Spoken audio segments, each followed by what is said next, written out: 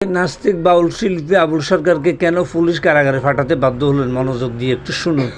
সংখ্যাগরিষ্ঠের এই মুসলিম দেশে বাউল শিল্পী আবুল সরকার দুনিয়ার মধ্যে আর কিছু পাইল না, শেষ পর্যন্ত আল্লাহর পিছনে লাগছে।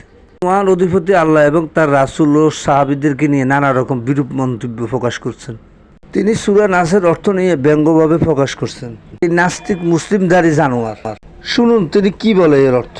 সূরা নাসের মধ্যে এত নাচ কেন? আরে নাচতে কইছে এই জন্যই তো এত নাচ। উলাউযু বিরাব্বিন নাস, মালিকিনুন নাস, ইলাহিনুন নাস, হ্যাঁ, মিন শাররিল ওয়াসওয়াসিল খান্নাস, আল্লাযী ফি সুদুরিন নাস, মিনাল জিন্নাতি ওয়ান নাস, ফি সুদুরিন নাস কইছে।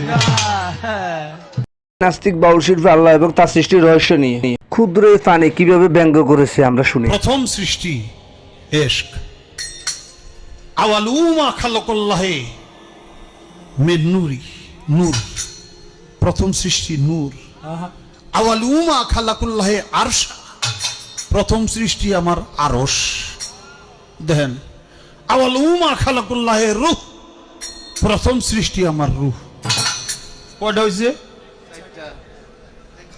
এক মুখ হচ্ছে দুই কথা কয়, হ্যাঁ মুখ কয় না হুক কয়? এক মুখে দুই কথা কইলে হ্যাঁ মুখ থাকে, হ্যাঁ তো মুখ থাকে না, তো হুক হয়ে যায়। আল্লাহ যে কইল প্রথম সৃষ্টি আমার ইশক, প্রথম সৃষ্টি আবার কয় আমার আরশ, প্রথম সৃষ্টি আবার কয় নূর, প্রথম সৃষ্টি আবার কয় রূহ। আল্লাহ এক মুখে যে এত কথা কয়, আল্লাহর মুখ কয়টা? খালি কয়টা না, ওটা মুখ না হুক, এটাও আমার জানা দরকার। এতদিন দাড়ি রাখি নাই, এখন আবার চাষি নেই, হ্যাঁ এটা রাখছি কিনা তো জানি না, এখনো দাড়ি চাষি নাই, এই জন্য সে একটা খুঁড় ধরতেই পারে, এটা তার কোনো দোষ না। কিন্তু আমার একটা কথা মনে হইলো যে রাসূলের হাদিসটা শুনে যে একটা মাত্র দাড়ি, ওইটার মধ্যে 70 জন ফেরেশতা ঝুইলা রইছে। রাসূল দেখে হাসলো, ওই বেটারা মনে করলো, ওই বেচারা মনে করলো কি রে একটা দাড়ি হতে বেডক, এই জন্য মনে হয় রাসূল হাসছে, যে দাড়িটা চাইছা ফেলাইছে। পরের দিন গেছে রাসূলের মুখ বেজার। আপনি আজকে বেজার কেন? কয় তোমার ওই একটা দাড়ির মধ্যে 70টা ফেরেশতা ছিল, এই জন্য আমি দেখে হাসছি। আজকে সেই ফেরেশতা নাই।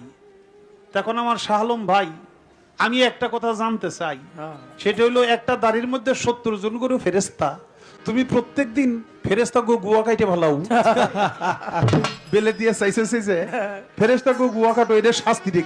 এই নাস্তিক যখন যে দল ক্ষমতায় আসে তখন তার পক্ষে কথা বলে, এখন আওয়ামী লীগের পক্ষে।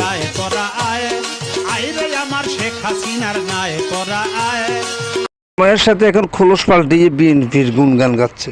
সামনে ধানের শীষ প্রতীকে আফরোজা খান দিতা হওয়ার জন্য আমি আপনাদের কাছে দোয়া চাই। তাওহীদি জনতা আবুল বাশার বাউল শিল্পীর বক্তব্যের উপরে কিভাবে খেপেছে দেখেন। আল্লাহ, তার রাসূল, ইসলাম নিয়ে অবমাননাকারী ব্যক্তিদের কোনো ক্ষমা নেই। এই 90% মুসলিম দেশে এত সাহস হয় কি করে এদের?